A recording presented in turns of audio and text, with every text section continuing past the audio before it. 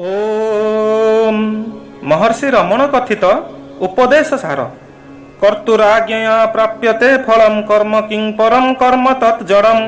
अर्थात कर्तांक आज्ञारे कर्मफल प्राप्ति हुए तेबे सही कर्म किपरि श्रेष्ठ होई पारे, बरं उक्त कर्म जड़वत होता है। कृत्रिमहो दधौ पतन कारणम फलम शाश्वतम गति निरोधकम। कर्मरूपी महासमुद्र रे पतनर कारण निहित अटे, कारण कर्मर फल अशाश्वत एवं ताहा गति अवरोध कारक मध्य। कर्म महासमुद्र रे पतनर अशेष संभावना रही, कहीं ना उक्त कर्मर फल अनित्य एवं ताहा प्रगतिर प्रतिबंधक अटे। सामयिक फल गति निरोधक होता है, कारण कर्म सागर रे जीव निक्षेपित होता है, अर्थात शाश्वत कर्म न होइथिले जीव कर्म सागर रे पड़िथाए।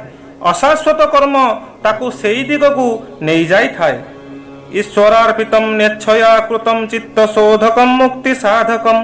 अर्थात ईश्वर को अर्पित इच्छा रहित कर्म चित्त शुद्धिकर होई मुक्तिर साधक होइथाए।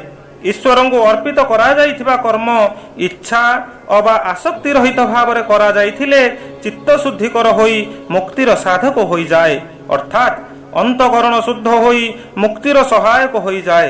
तेणु ईश्वरार्पित बुद्धिर अनासक्त होई करुथुबा कर्म दिने चित्त शुद्धिकर होई मुक्तिर द्वार उन्मुक्त करिदेव, एपरि बुझिबाकू हेबो। काय वाङ्मन कार्यमुत्तमं पूजनम जपश्चिन्तनम क्रमात्। अर्थात शरीर वाणी मनर कार्य उत्तम बोलाए केतेबेले ना जेतेबेले पूजा जप तप तथा चिंतन क्रमागत भाव रे साधक करिपारे। जगत ईषधि युक्त सेवनम अष्टमूर्तिभिर्देव पूजनम। अर्थात जगत ईश बा परमात्मा युक्त होई अछंती, तांको सेवन बा भोग करिबा हेउछि अष्टमूर्ति संबलित ईश्वर पूजन। उत्तम स्तवादुच्च मुंदतः चित्तजम जप ध्यानमुत्तमम। अर्थात उच्च स्वर रे ईश्वर को स्तुति करिबा उत्तम अटे, मात्र ताठारु श्रेष्ठ हेउछि सूक्ष्म जप। एही सूक्ष्म जप मध्य तीन प्रकार, यथा उच्च मंद और चित्तज अर्थात मानसिक। तन्मध्यरे श्रेष्ठ हेउछि मानसिक बा चित्तज जप। आज्य धारया स्रोतसां समं सरल चिंतनम विरलतः परम। अर्थात आज्य बा घृतधारा भली निरवच्छिन्न बा अविरत पुणी स्रोतसम गतियुक्त स्थिति भली सरल चिंतन विच्छिन्न बा विरल चिंतन ठारू श्रेष्ठ अटे। भेद भावनात् सोहमित सौभावना विधा पावनी मता। अर्थात भेद वृत्तियुक्त ध्यान तुलन से मु अटे, यही अभेद भावना श्रेष्ठ तथा पावन बा पवित्रता अटे। भाव शून्य सद्भाव सुस्थिति भावना बलात् भक्तिरुत्तमम्। अर्थात भावना परे भक्ति करिवा अपेक्षा भाव शून्य और सद्भाव परायण होई करा जाइथिबा भक्ति श्रेष्ठ अटे। हृत्स्थले मन स्वस्थता क्रिया भक्ति जोग बोधाश्च निश्चितम। अर्थात हृदय गह्वर रे मन सुस्थ तथा स्थिर होई रहिबार क्रिया भक्ति जोग बोध हेबा पई निश्चिंतता मध्य अटे। वायु रोधनात् लीयते मनः जाल पक्षीवत रोध साधनम। अर्थात प्राणर निरोध करिबा द्वारा मन लय प्राप्त हुए। यही निरोध प्राण पक्षी जाल रे आबद्ध हेबा भली मन निरोध रूपक एक साधन अटे। चित्त वायवश्चित्त क्रियाजुतः शाखयोर्द्वयी शक्ति मूलका। अर्थात चित्त और वायु चैतन्य तथा क्रिया शक्ति संपन्न होइथांती। उभय मूल शक्तिर दुईटी शाखा सदृश।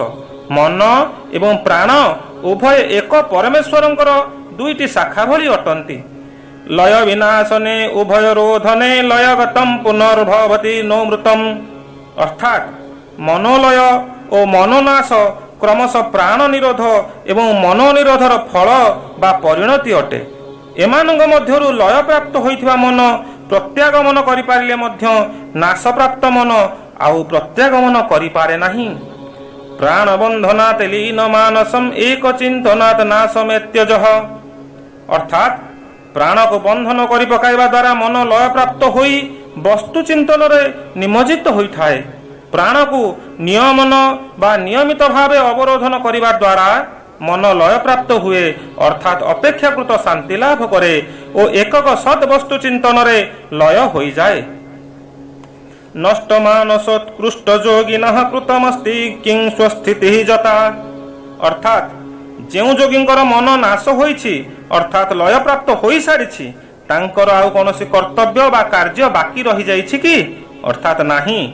ଯେହେତୁ ସେ ସ୍ୱସ୍ୱରୂପରେ ସ୍ଥିତ ହୋଇ ପରମ ଶାନ୍ତି ଅନୁଭବ କରିସାରିଛନ୍ତି ତାଙ୍କ ପାଇଁ ଆଉ କିଛି ଅବଶିଷ୍ଟ ନାହିଁ। ଦୃଶ୍ୟବାରିତଂ ଚିତ୍ତମାତ୍ମନଃ ତଚିତ୍ତ୍ୱ ଦର୍ଶନଂ ତତ୍ତ୍ୱ ଦର୍ଶନଂ। ଅର୍ଥାତ୍ ଦୃଶ୍ୟ ତଥା ବିଷୟ ଜଗତରୁ ନିବୃତ୍ତି ଲାଭ କରିଥିବା ମନକୁ ନିଜ ଚୈତନ୍ୟ ସ୍ୱରୂପରେ ଦର୍ଶନ ହୁଏ ଆଉ ତାହା ହିଁ ତତ୍ତ୍ୱ ଦର୍ଶନ ଅଟେ। ମାନସଂ ତୁ କିଂ ମାର୍ଗଣେ କୃତେ ନୈବ ମାନସଂ ମାର୍ଗ ଆର୍ଯ୍ୟବାତ୍। ଅର୍ଥାତ୍ ରେ ମନ ତୁ କଣ ଅବା ତୁ କିଏ? ଏଭଳି ବିଚାର ବା ଚିନ୍ତନରୁ ଜଣାଯାଏ ମନ ବୋଲି କିଛି ସ୍ୱତନ୍ତ୍ର ବସ୍ତୁ ନାହିଁ। ଏହା ହିଁ ସରଳତମ ମାର୍ଗ ବା ସରଳତା। ବୃତ୍ତୟସ୍ତହଂ ବୃତ୍ତିମାଶ୍ରିତା ବୃତ୍ତୟୋର୍ମନୋର୍ବିଧ୍ୟହଂ ମନଃ। ଅର୍ଥାତ୍ ବୃତ୍ତିମାନଙ୍କର ଅର୍ଥାତ୍ ପ୍ରବୃତ୍ତି ସମୂହର ପ୍ରବାହକୁ ମନ ବୋଲି ଜାଣ। ସମସ୍ତ ବୃତ୍ତିଗୁଡ଼ିକ ଏକ ଅହଂବୃତ୍ତି ଉପରେ ଆଶ୍ରିତ ହୋଇଛନ୍ତି। ତେଣୁ ଏହି ଅହଂବୃତ୍ତିକୁ ମନ ବୋଲି ଜାଣିନିଅ। ଅହମୟଂ କୃତୋ ଭବତି ଚିନ୍ମତଃ ଐପତ୍ତ୍ୟହଂ ନିଜ ବିଚାरणम्। ଅହଙ୍କାରର ଉତ୍ପତ୍ତି କେଉଁଠାରୁ? ଆହେ ଏପରି ବିଚାର ଯେଉଁମାନେ କରନ୍ତି ତାଙ୍କର ଅହଂ ନଷ୍ଟ ଯାଏ ବା ଅହଂଭାବ କ୍ଷୟ ହୁଏ। ତାହା ହିଁ ବାସ୍ତବିକ ଆତ୍ମତତ୍ତ୍ୱର ବିଚାର ବା ଭାବନା। ଅହମିନାଶ ଭାଜ୍ୟହମହଂ ତୟା ସ୍ଫୁରତି ହୃତ୍ସ୍ୱହଂ ପରମ ପୂର୍ଣ୍ଣ ସତ୍। ଅର୍ଥାତ୍ ମନୋବୃତ୍ତି ରୂପ ଅହଙ୍କାରର ବିନାଶରେ ପୂର୍ଣ୍ଣ ସତ୍ୟ ମୋତ୍ୱ ବା ଅହଂତ୍ୱ ହୃଦୟରେ ପ୍ରତିଭାସିତ ହୁଏ। ଅର୍ଥାତ୍ ଏହିପରି ମନର ବୃତ୍ତି ଅନୁସାରେ ବିଚାର କରୁ କରୁ ମମତ୍ୱ ଅହଂତ୍ୱ ଭଳି ଭାବର ଯଥାର୍ଥତା ହୃଦୟରେ ପ୍ରତିଭାତ ହୋଇ ସତ୍ୟର ଉନ୍ମେଷ ହୁଏ। ଯେତେବେଳେ ଅହଂ ନାଶ ଯାଏ ସେତେବେଳେ ପରମ ପୂର୍ଣ୍ଣ ସତ୍ସ୍ୱରୂପ ହୃଦୟରେ ସ୍ଥିତ ଆତ୍ମା ମୁଁ ରୂପରେ ନିଜେ କୌଣସି ସାଧନକୁ ଅପେକ୍ଷା ନ କରି ପ୍ରତିଭାସିତ ବା ସ୍ଫୁରିତ ହୋଇଥାଏ। ଇଦମହଂ ପଦାଭିକ୍ଷମନ୍ମହଂ ଅହମିଲୀନ କେପ୍ୟ ଲୟ ସତୟ। ଏଭଳି ଭାବେ ବ୍ୟଷ୍ଟି ବା ସମଷ୍ଟିଗତ ଅହଂ ଲୀନ ହୋଇଗଲା ପରେ ଅହଂ ବା ମୁଁ ଶବ୍ଦ ଦ୍ୱାରା ନିର୍ଦ୍ଦେଶିତ ଆତ୍ମା ସ୍ୱତଃ ପ୍ରକାଶିତ ହୁଏ, ଯାହାର ଅର୍ଥ ଅବିନାଶୀ ସତ୍ତାର କେବେ ହେଲେ ଅଭାବ ହୁଏ ନାହିଁ। ବିଗ୍ରହେନ୍ଦ୍ରିୟ ପ୍ରାଣଧିତ୍ତମଃ ନାମୈକ ସତ୍ତଜ୍ଜଡ଼ଂ ହ୍ୟସତ୍। ଦେହ, ଇନ୍ଦ୍ରିୟ, ପ୍ରାଣ, ବୁଦ୍ଧି, ତମ, ଅଜ୍ଞାନତା ବା ଅନ୍ଧକାର ମୁଁ ନୁହେଁ। ସବୁକିଛି ଜଡ଼, ମିଥ୍ୟା ଅର୍ଥାତ୍ ଅସତ୍ୟ ଅଟେ। ଅହଂ ବ୍ୟତିରେକ ଆତ୍ମା ହିଁ ସତ୍, ଅନ୍ୟ ସବୁ ଅସତ୍। ସତ୍ତ୍ୱଭାସିକା ଚିତ୍କବେତରା ସତ୍ତ୍ୱୟା ହି ଚିତ୍ତୟା ହ୍ୟହଂ। ଅର୍ଥାତ୍ ସତ୍କୁ ପୁଷ୍ଟ କରିବା ବା ପ୍ରକାଶ କରିବା ପାଇଁ ସତ୍ ଭିନ୍ନ ଅନ୍ୟ ଚେତନା କାହିଁ? କାରଣ ସତ୍ ହିଁ ଚିତ୍ ଆଉ ଚିତ୍ ହିଁ ମୁଁ ଅଟେ ବା ଆତ୍ମା ଅଟେ। ଅର୍ଥାତ୍ ଅନ୍ୟ କେଉଁଠି ଚିତ୍ ରହିଛି, ସତ୍ ପ୍ରକାଶକ କେଉଁଠି ଅଛି? ସତ୍ ଥିବାରୁ ଚିତ୍ ଆଉ ମୁଁ ଏକ ଅଟେ।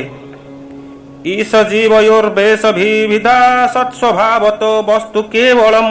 ଅର୍ଥାତ୍ ଉପାଧି ଦୃଷ୍ଟିରୁ ଈଶ୍ୱର ଏବଂ ଜୀବ ମଧ୍ୟରେ ପ୍ରଭେଦ ରହିଛି, କିନ୍ତୁ ସତ୍ ସ୍ୱରୂପ ଦୃଷ୍ଟିରୁ ପରମାର୍ଥ ତତ୍ତ୍ୱ କେବଳ ଏକ ଅଟେ। ଅର୍ଥାତ୍ ଜୀବ ଓ ଈଶ୍ୱର ମଧ୍ୟରେ ସାମାନ୍ୟ ପ୍ରଭେଦ ରହିଛି, ମାତ୍ର ସତ୍ତାରୂପ ଧର୍ମରେ ସେମାନେ ଅଭେଦ ବା ଭିନ୍ନ ନୁହନ୍ତି। ବେଶହାନତ ସ୍ୱାତ୍ମଦର୍ଶନମ୍ ଈଶ ଦର୍ଶନମ୍ ସ୍ୱାତ୍ମରୂପତଃ। ଅର୍ଥାତ୍ ଉପାଧି ରୂପୀ ବେଶମାନଙ୍କୁ ତ୍ୟାଗ କରିପାରିଥିବା ବ୍ୟକ୍ତିଙ୍କ ଆତ୍ମଦର୍ଶନ ହୁଏ, ଆଉ ଆତ୍ମା ସ୍ୱରୂପରେ ଈଶ୍ୱରଙ୍କ ଦର୍ଶନ ହେଉଛି ବାସ୍ତବିକ ଦର୍ଶନ। ଆତ୍ମସଂସ୍ଥିତି ସ୍ୱାତ୍ମଦର୍ଶନମ୍ ଆତ୍ମନିର୍ଦୟାଦାତ୍ମନୀତିନିଷ୍ଠତା। ଅର୍ଥାତ୍ ଆତ୍ମା ଏକକ ଏବଂ ଅଦ୍ୱିତୀୟ ହୋଇଥିବାରୁ ଆତ୍ମସ୍ୱରୂପରେ ସମ୍ୟକ ସ୍ଥିତି ହିଁ ଆତ୍ମଦର୍ଶନ ଅଟେ। ଏହି ଆତ୍ମଦର୍ଶନ ହିଁ ଆତ୍ମନିଷ୍ଠା। ସେହି ଏକ ଆତ୍ମାରେ ସମ୍ୟକ ସ୍ଥିତ ହୋଇପାରିଲେ ଆତ୍ମଦର୍ଶନ ହୋଇଥାଏ, ଯେଉଁ ଦର୍ଶନ କି ଆତ୍ମନିଷ୍ଠାର ଫଳ ମାତ୍ର ଅଟେ। ଜ୍ଞାନବର୍ଚିତା ଜ୍ଞାନହୀନ ଚିତ୍ ଜ୍ଞାନମସ୍ତି କିଂ ଜ୍ଞାନ୍ତୁମନ୍ତରମ୍। ଅର୍ଥାତ୍ ଜ୍ଞାନ ଓ ଅଜ୍ଞାନ ରହିତ କେବଳ ଚେତନା ହିଁ ଶୁଦ୍ଧ, ଯାହାକୁ ଜାଣିବା ପାଇଁ ତାହା ବ୍ୟତୀତ ଅନ୍ୟ କୌଣସି ଜ୍ଞାନ ଅଛି କି? ବିଷୟ ଜ୍ଞାନ ଓ ଅଜ୍ଞାନ ରହିତ ଅର୍ଥାତ୍ ବର୍ଜିତ ହୋଇ ଯେଉଁ ଚିତ୍ର ଅବଗତି କରାଯାଏ ତାହା ଜ୍ଞାନ ଭିନ୍ନ ଅନ୍ୟ କିଛି ହୋଇପାରେ କି? ଅର୍ଥାତ୍ ହୋଇ ନପାରେ। ଜ୍ଞାନ ହେଲେ ଜ୍ଞାନ ବିଚାର ହୋଇପାରିବ। किं स्वरूपमित्यात्मदर्शने अव्ययाभवा पूर्णचित् सुखम। अर्थात मोर स्वरूप कौन, ई प्रकार विचार द्वारा आत्मदर्शन हेले नाश रहित अपरिवर्तनीय अज अकृत्रिम बा सहज परिपूर्ण चिदानंद पद लब्ध हुए बा लाभ हुए। स्वरूप संधान फल जदि आत्मदृष्टि हुए तेबे पूर्ण चिदानंद भाव अज और अव्यक्त प्रतिभात हुए बा प्राप्त होइथाए। बंध मुक्त्यतीतं परम सुखम विंदति हजी वस्तु दैविक। अर्थात मुक्तियुक्त बंधन अतीत होई चिदानंद रूप जीव से ईश्वर स्वरूप को लाभ करिथाए। अर्थात दिव्यत्व लाभ करिथिबा जीव बंधन तथा मुक्ति उभयर अतीत होई एही लोकर परम सुख प्राप्त होइथाए। हम अपतेकम निज विभानकम महदिदम तपोरमण भाग्यम। अर्थात अहंकार विनाश होई निजे प्रकाशित हेबा महान तप को रमण महर्षि एठारे कहिअछंती। अर्थात मन मूल स्थित अहंकार मुक्त हो पारिले निज स्वरूपर प्रकाश हो पारिबो। एहा हेउछि श्रेष्ठ तपस्या जहाँ रमण महर्षिंकर आप्तवाक्य अटे। अनात्म रूप मनमूल अहंकार अपगत बा विनष्ट हेले जे निज स्वरूपर भाव बा प्रकाश हुए ताहा ही श्रेष्ठ तपस्या। यह रमण महर्षि स्पष्ट करिछंती। नित्य आत्मस्फुरण ठारू श्रेष्ठ अन्य कौनसी तपस्या नाही। यह अर्थात यही कथा महर्षि रमणंकर वाक्य बा उपदेश अटे जहाकू आमे 30 कोटी श्लोक ग्रथित उपदेश सार कहुअछे। यह महर्षिंकर अनुभव सिद्ध उपदेश अटे।